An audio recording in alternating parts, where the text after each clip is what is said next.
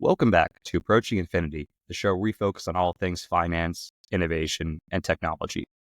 Today, I'm pleased to welcome Mr. Joe Rinderknecht. He is a principal and co-founder of Upgrade Partners Capital.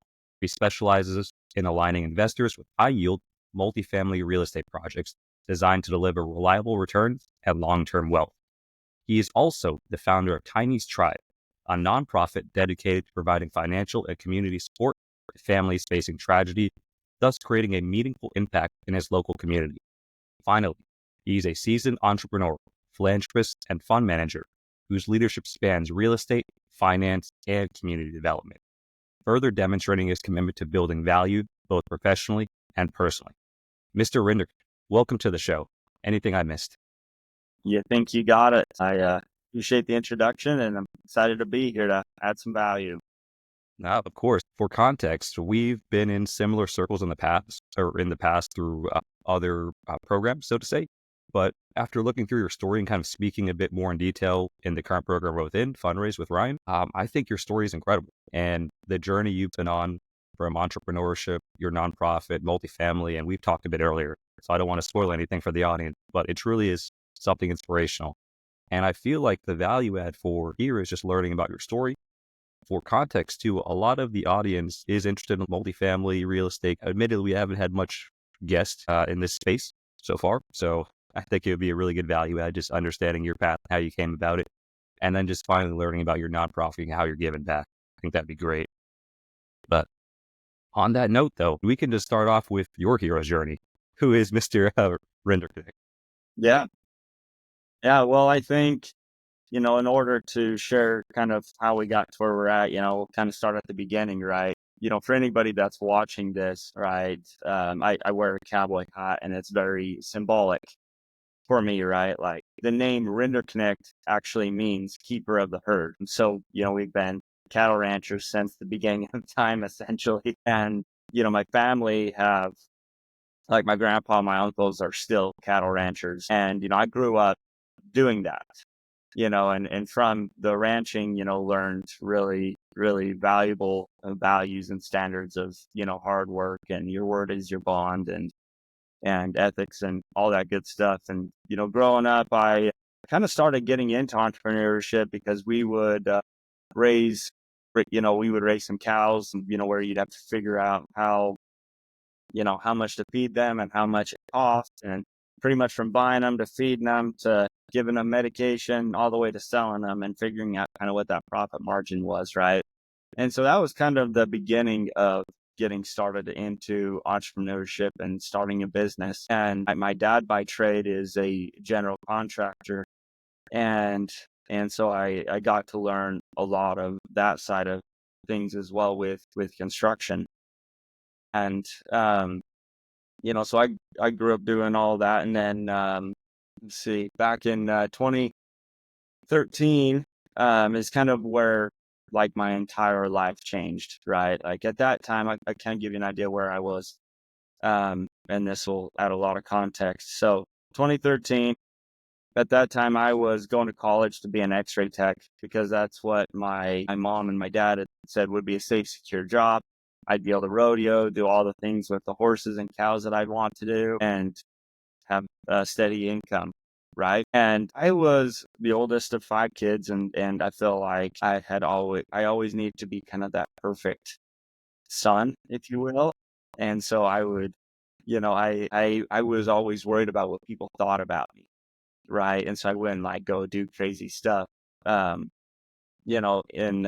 fear, I guess, if you will, of what people would think. And so like I was living the way everybody else thought that I should be living and doing the things that people I should be doing, right? And in 2013 was driving home from spring break with my little brother and my grandma, and we were in a really bad car accident, right? And in this car accident, I lost my little brother and my grandma, and that's essentially where why I created the nonprofit Tainese Tribe. Because from that accident, like I was in the ICU for like 10 days.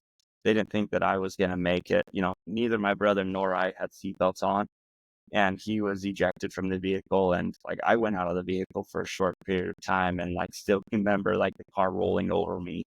And then somehow, man, it's just crazy because like I somehow floated back into the car and I just remember like floating. Like I still remember like all the turning and jarring and glass and all that crazy stuff, but like it just felt like I was just in a bubble, just floating inside this car. And so I'm really, blessed and lucky to be here. And I believe that I was given a second chance, right, to be the best Joe. And from there, that's when I really see. Let me add one more thing to that.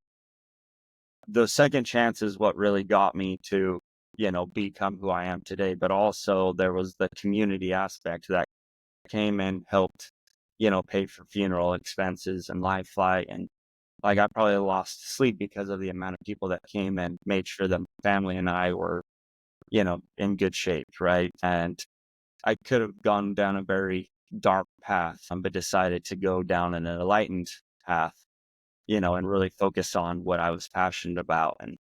And it was crazy because like that was in March of 13. I returned back to school, got married in August, right? Which is like 5 months.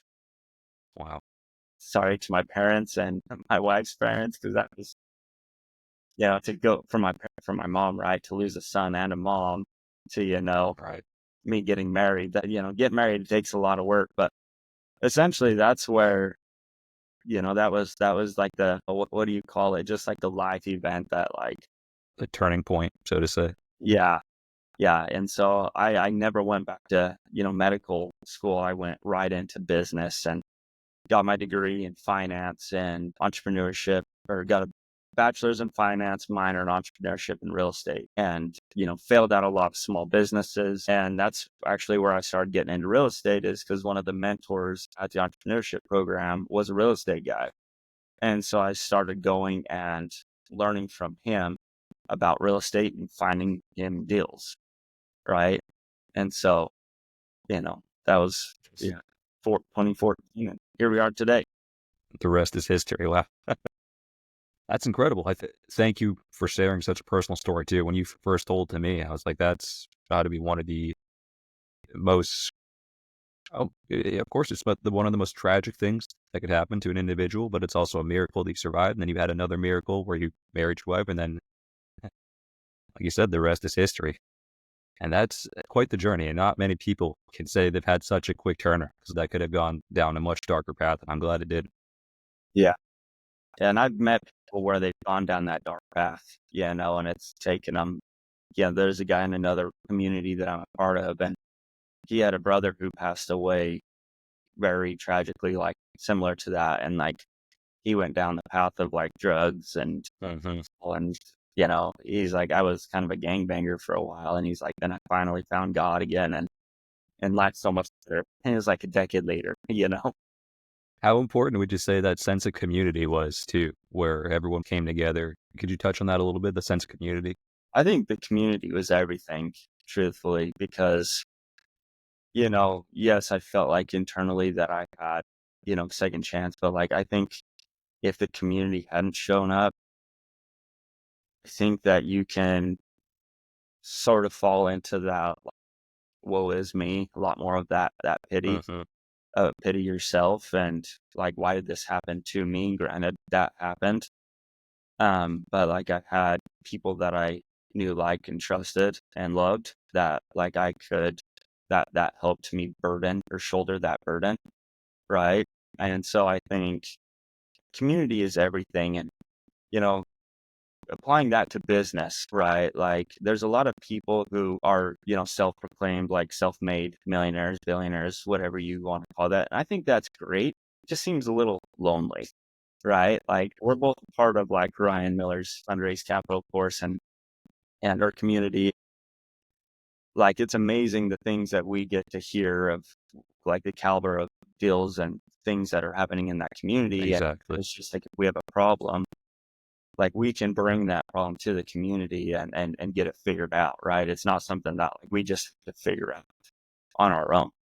Yes, there's a level of work you have to do internally and externally, but like the support of a community is so much better. And, I think that's why, like, I like the idea of team-made millionaire or Mhm.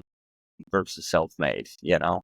Exactly. Yeah, I wholeheartedly agree with that too, where that sense of community, no matter what the community, just being able to share that bond or shoulder that burden isn't important, or just uplifting that individual, whatever problem or journey they're going on, whether it be a local community or a fundraising community or a military community or whatever Yeah, organization that individual is part of, as long as there's a strong team. Like I said, working as a team is a little bit more fun than just being a solo billionaire, that's right. if that makes sense. On Yeah. that note too, I do want to transition onto that 2014 point onward, right? With Upgrade Partners Capital. So you mentioned there were some small businesses along the way, some lessons learned, then you transition into that. Do you mind talking maybe a little bit of those lessons learned from the businesses and also some lessons learned from the early stage in the multifamily world? Yeah.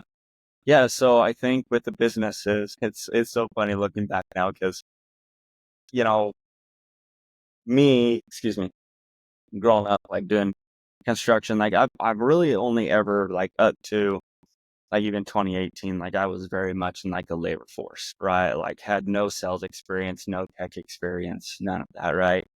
And one of the businesses that we tried starting in college that I wish we would have kind of kept with was it was like, so like you were to take your iPhone, right? And I think Samsung actually has this already, but it was like a double iPhone right here Yeah. where you could like, All the foldable ones, kind yeah, of? right? Like we had like before it was like Samsung had it, like we had built like a prototype that you could like use in business. It was like a business application where like you could have two phones and then like turn it over to like share presentations, and like we got like the 3D mold like prototypes built, and like we even bought a couple iPhones to test it. And I think it was really interesting, right? Because like we did a bunch of like tech type stuff like that. Hmm. Like I knew nothing about tech, but it was a cool idea that a business partner and I had. And Way ahead of its time. yeah, right. And it was so cool because like I still have those like a 3D print prototype somewhere, right? And we went down the path of Kickstarter, and we tried all this, but I feel like where our downfall was, and like this is really any entrepreneur like would probably say, yeah, that's that makes sense, is like we tried building like a team way too fast and tried to build all these like SOPs and systems and processes when we didn't even have a product. And I was doing this all through college, and so we had brought on a bunch of like IT guys who were very technologically savvy, and we started building, like we had like 6 or 7 people that were working on this. And at the end of the day, like I don't think the market was like ready for something like that yet. Hmm. And we did not have the funding and had no idea how to like go and raise the money. And like we had put a bunch of money into like hiring all these guys, and so it's like what I would say, what I wish I would have done differently is maybe brought on like one guy who, because there was my partner and I knew nothing about tech. I was kind of the visionary and like just taking action, right? Figuring it out, Hmm. right? But I didn't know anything about the tech side. So we should have just brought on one guy there. And then, the three of us just went all in and, got it to market. Right. And, I see. and so anyways, I, th- going, like looking at all the businesses that like I started and failed at, that would be one of the biggest ones. And then think even with like my real estate career, I've found this to be true, is like the partnerships, right? Like there's a season for everything. And like partners, if you don't have the same like vision, when things start getting tough and things kind of go off, like they're like, oh, this isn't fun. This isn't easy. This isn't cool Mhm. anymore. So we're just out, right? There was another business that after the phone deal had failed, it's crazy because like there's a couple of these ideas that have like come to market, like after we had thought of it, right? Like The other one was a leather briefcase that we were going to build that had like a really thin lithium ion battery in it so that you could easily charge like your laptop, your phone, like all your devices while you were traveling. Right. And that has definitely come to market. Right. Like you can 100% go buy that right now. And so that one had died just because it's like there was three of us on that one. And then it started getting really tough to figure out how to get the batteries and that's where it's just like a couple partners like, yeah, this isn't glamorous I see. anymore. And so it's just like, then it was just kind of like me to like, hey, do I want to keep going with this or not? And that's when I like started dating like my wife really hard. And so I was like, well, everybody else is out. I'm going to reevaluate and pivot Gotcha. and go into this real estate thing, right? Because I was about kind of bordering that same time.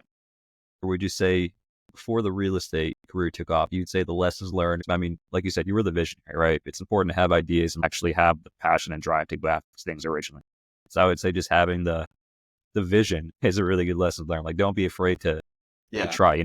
I think I can speak for you. Correct me if I'm wrong. You'd rather have tried and failed than not just have known whether you're building these things out. And then Totally. the other lessons learned too, I would say from there is like you mentioned the partners, picking strong partners. I would like to follow up on that too. What do you think would have made a strong partner, both in there, like would it carry over to your real estate career, or what makes a strong partner in your opinion?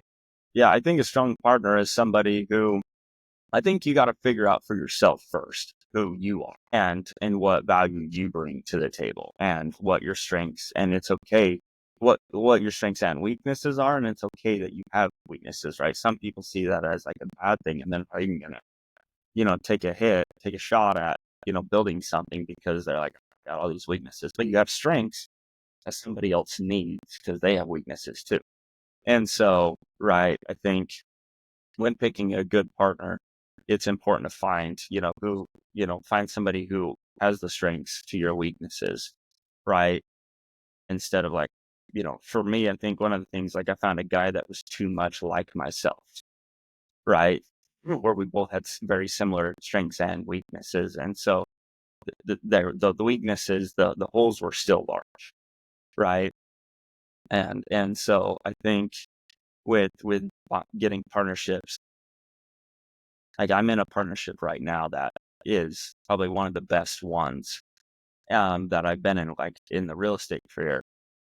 It's that we share a very much a long term vision. And I think like when people get into it, it's too much of a short term. The next couple months or a year or a couple of years, right? And think that it's important to have that long term vision and making sure that you each have the similar values and standards. I think you need that like in a marriage, right? Those things. And so like having a partnership is just like a marriage in a way, right? Like you got to deal with this person Yeah. like every day to make money and to make an impact with your business. And so I think those are very important characteristics is, the trust in each other, the values, the standards, and that you do complement each other's strengths and weaknesses. I completely agree on that point. Yeah, that's perfectly summarized for what I would also look for in a partner, whether it's a life partner, a fun partner, or just someone, a general teammate. And I think you got to have those, make sure that you can have those fierce conversations, right? Like I just got out of a partnership on a deal where, things went bad on the deal and you could have these fierce conversations and you try to, but like it was one year out the other and it felt like every man for himself, right? Like we were a very broken partnership, you know? And the sad part is like sometimes you don't realize that till you're a little bit into it. So that's a good lesson learned, right? Making sure your partner's strengths complement your weaknesses. You have some similar values or standards, and you're both willing to work towards a long-term vision. Okay, this is the end goal. How are we going to get to this? And you guys complement one another. I think that's perfectly summarized there. Yeah. Let's move on to the next one. For context, right? Like myself, we could use myself as a case study where I'm not too familiar with the real estate multifamily space. Or I see the claim where it's like by using real estate, kind of like a safe, secure, reliable stream of income, low volatility. But, for me, it's like multifamily seems, a lot of management, right? Like, hey, you're going to have to manage all these tenants, property itself. Like, can you speak to that a little bit? Maybe some lessons learned just starting off, and like, what are some good lessons learned from like a professional from yourself? How do you manage these multifamilies and kind of scale them out to where they're profitable and generating some stream of income? Yep. It's honestly the first thing we talked about is the team, the community. Even when I bought my first like multifamily deal, it was a fourplex back in 2017. Like I was just really getting started in the game, actively doing deals, and like I had to have a partner to do that deal, right? And he's actually been the very first partner I've ever had and has been one of the best, right? Because like I brought the time to work at the property and he brought the money to get the deal done, right? So we were perfect partnership, And so excuse me, as far as like managing these properties, it's like I think anything we've talked to kind of comes to a head is just like you have to have partners that you know, like, and trust, that you can have fierce conversations with, that have the same standards and values. And even if you don't, right? Like if we don't have the same standard values per se, but it's just like you gotta have the same like business. Like communication is key. Honesty is everything. Your word is your bond. We're honest and full of integrity, right? Like those kind of standards is what I'm talking about. Me and you can have different personal things, right? It doesn't.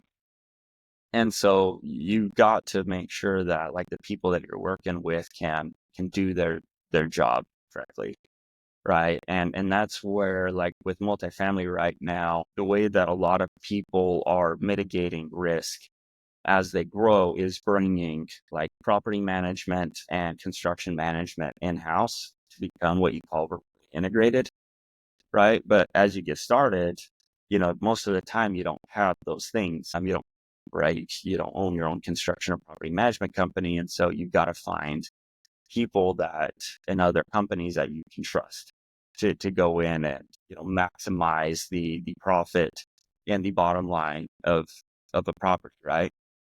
I see. And, you know, for me to really understand that, like in 2018, I went and worked for a property management company, managing an 80 unit low income housing property to learn that game, right? So that with that long term vision, I can now easily, manage a property manager and make sure that the financials they look good and that, that what's being done is correct, so that we're getting the right rental increases and expenses, I see. right? So it comes down to the team and making sure they're competent. And I think the one last thing I'll say to this is that from my experience on kind of a deal gone bad is making sure that whoever you're working with, like property management, construction, even a partner, that they have previously done something similar, right? That they have another deal or property that they've, the scope of work is roughly similar to what they've done before, right? Mhm. Our downfall was like one of my partners had, like development experience and some like minor renovations. But this property that we did, we ended up like renovating it like it's like 100,000 a unit, which is insane because like our original budget was like 40, but we didn't have experience with that mass of a renovation, and so there was so many like unforeseen, construction things that we didn't, foresee, and so it bit us. But I see. now we got that Well, 100 else. that's good though. I mean, it does kind of build on your previous points where it's like, hey, having that strong team and the fact that they have experience in these projects you're going after. Say if someone like me were to start out, I wouldn't really know much about property management or construction management. So it's more or less just focusing on the team, like you said before, Yeah, figuring out like, hey, how do we match? Are we compatible? Do we have experience in what we're trying to get after? And then it's like, okay, we run the numbers, we see kind of the path where we should be going. Like if you're saying vertical integration, at least we have a vision, but getting off the ground running and making something profitable. I guess in this case, would you say that's a key step or most important? yeah, definitely. I think you summed it up very well there. And what I would say, and whenever I like raise money or talk to like a potential partner, somebody looking to get into the game of real estate, I say there's 5 things that you need to do a deal, right? First is time. It's the most valuable, right, of all the resources we have.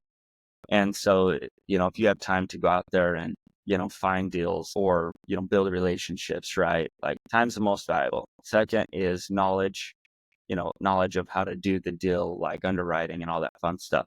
3, relationships. 4, I'll just say these and we can sum up later, but 4, credibility or credit.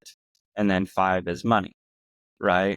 And so like the first money that I really raised from my first partner that I brought on into the fund, we were just eating sushi at a mastermind. And I went through those 5 things. He's like, well, I'm a full-time W-2 guy. He's like, I have no time to go out and hit the ropes, hit the road to try and find deals. He's like, I know very little about multifamily. He's like, I've got some relationships with other guys in the same company, right? Sales guys. And he's like, I've got really good credibility. And he's like, I definitely have money. So he's like, if I was to do something with you, Joe, he's like, I've got money and I've got credit, right? To where I can help sign on loans, I can invest, and I can, have relationships with guys who can invest with us. And so that was actually the start of our fund, right? Was that foundation, because we don't need to have like all 5. If you have 1 or 2 of these things, go find a team who has the other 3 or 4 and add value to them, right? And I think that's really, in my really good, solid advice, because it's like, how can I get into this large multifamily deal without millions in my pocket? Well, you go find a guy who does. That's a really powerful acronym too. Really well summarizes the process there, what you need to get after, and very concise too. I like it. Yeah, it's kind of the how, right? That bug, Yeah. kind of who. I would like to touch on our final topic here, your impact beyond real estate, right? Earlier, you explained your journey and you kind of touched a little bit on Tainese Tribe. But do you mind explaining the objective, purpose, and kind of the full story behind that and what the vision is? Yeah. Yeah. So the why of Tainese Tribe. So Tiny was my little brother's nickname, and Tribe is kind of that community, right? So it's in honor of my brother, bringing the community together to support somebody. And so our overall objective is to find families who've been in some type of tragic incident or accident that resulted in death or severe injury of somebody in their family. A lot of the time, it's going to usually be a spouse, right? Somebody who, is somebody like the wife who may stay at home, or the husband who makes the money, or whatever. It could be flip-flopped. It doesn't have to be that way. But what we do is we help in 4 ways. One is money, right? Financial stability. So if we can come in and raise some money to help them pay for groceries or bills or pay for whatever they may need. Like we'll also go in and negotiate like with funeral homes to lower the cost of the funeral. And we're a registered 501c3. And so we can give like the funeral home like a tax credit, right? And so like also like, when people donate, they can also get a tax credit. So that's also awesome. So the first thing is money. The next one is like construction, renovations kind of thing, right? Where I've got that background. We've helped a couple people build like wheelchair ramps, improved kind of their housing situation. We did a big one back in 22 where we supported 3 families and we raised 20 grand for each of the families that was put towards like doing some kind of renovation upgrade of their home, to help them. It's incredible. Yeah, it was really cool. And then the third one is food, right? These are essentially the necessities of life: money, housing, and food. Having the ranching background that I have, there's the Farm Bureau, big insurance company. They run a bunch of farms and ranches here in the West. And I knew a guy who ran a pretty big ranch who's a part of the Farm Bureau. And so he donated like half a beef to each of these families and a bunch of pork. Now, to just like, if you don't know how much, like a half a beef is going to be a couple grand. Wow. And right, like the half a beef, we bought them like a chest or a stand up chest freezer, and like it filled like their entire freezer with that beef and pork, which could very well last them an entire year. Right. So the goal, okay, and then the fourth one really quickly is mindset, which I think is the most important, right? Because what we want by helping them is to have an optimistic outlook on life and help them move forward with confidence that life can get better and that whatever tragic incident or accident or whatever it is happened to them, it didn't happen to them, it happened for them. And there's learnings that need to come from that, right? Like that, you can't move forward unless you take the incident and you say, "Okay, this sucked. It really sucked. But like, what can I learn from this? How can I move forward quickly?" You know, and so that's essentially our objective is to help families be able to move forward, right? But we want life to be as simple as possible while they're Mhm. going through, their oh, I forgot the term, the Or is there, grieving, the grieving yeah, process, or healing, or whatever it might be. And the other thing that we'll do is, because we've been doing stuff like within our local neighborhoods, and we'll go and partner with home cleaners and just so that they can come and get the house cleaned or the car detailed, or little services like that that just makes life easier, right? and that's incredible too, where it more or less went full circle from your original story, recovered from the crash, the soul searching and healing process you had to do from that, and you've turned it into Tainese Tribe, where it probably helps hundreds of families, and that leaves an everlasting impact and legacy on your local community and their friends and family as well. So that's an incredible turnaround and impact. It's really meaningful to believe that. Yeah, I believe that's why I'm still here on this earth, right? I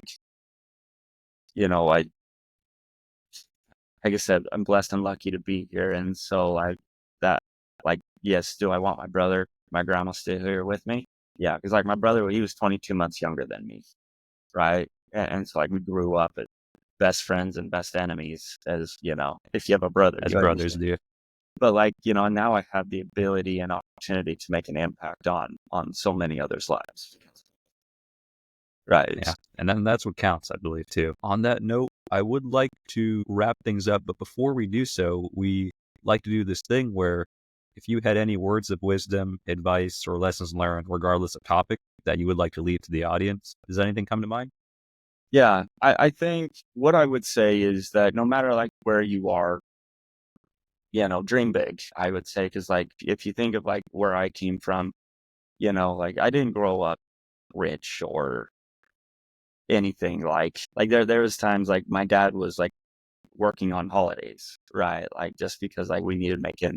And so, growing up ranching and in construction, and now, you know, becoming a millionaire and really showing the way for my family, I think that if you think, if you have limitations from family or, self imposed limitations, like what I would say is that, like, go after whatever dream or vision that you have, right? Like if somebody else has achieved it, like, why can't you? Like, they're not anything special, right? I think this is funny, but like, if Joe Biden can become president, like, why can't you? Right? Yeah, You know, go for it. Dream big. that's right. And just like, I think the summary would be like, give yourself permission to go big, and if you're going big is like putting your W-2 and, starting a side hustle, or like start small. It's okay, right? Piece by piece, right? It's not going to happen overnight. And so I think like dream big, but I would also remember that you got to have that long-term vision too of where you want to go, right? I've like on this journey, I've wanted to quit so many times, even last week, like something didn't go. And then I'm like, screw this. I'm just going to go get a job. I'm going to be done. This is dumb. But, like sometimes you have that. You just got to remember that long-term vision and keep going for it. So I think to sum it up is like, just go after your dreams, go after your goals, do it unapologetically. That's, to sum it all up and wrap it up in a nice little bow, like my brother Clancy, his nickname was Tiny. Like, I was also always the kid who cared what people thought. Like my little brother Clancy, he didn't give a flying crap what people thought. And he went after his goals unapologetically. And, so that's like a value of mine that I've been able to make mine as I've gone down this journey. So I just say, just go after it, man. Just go Yes. after it. Yeah. Unapologetically go after your dreams. I like it. And that takes courage too. I'm in a similar boat where it's like sometimes you admittedly second guess yourself, but dreaming big and having that perseverance to keep going, it will pay dividends in the future. And it's something I truly believe. I'm sure you do as well. But on that note, we will wrap up. Mr. Rinderknecht, if our audience wanted to reach out to you, where should they go and what should they do? Yeah. So you can find me on Instagram, Facebook, LinkedIn, all at Joe Rinderknecht, or you can shoot me an email at joe@upcfund.com.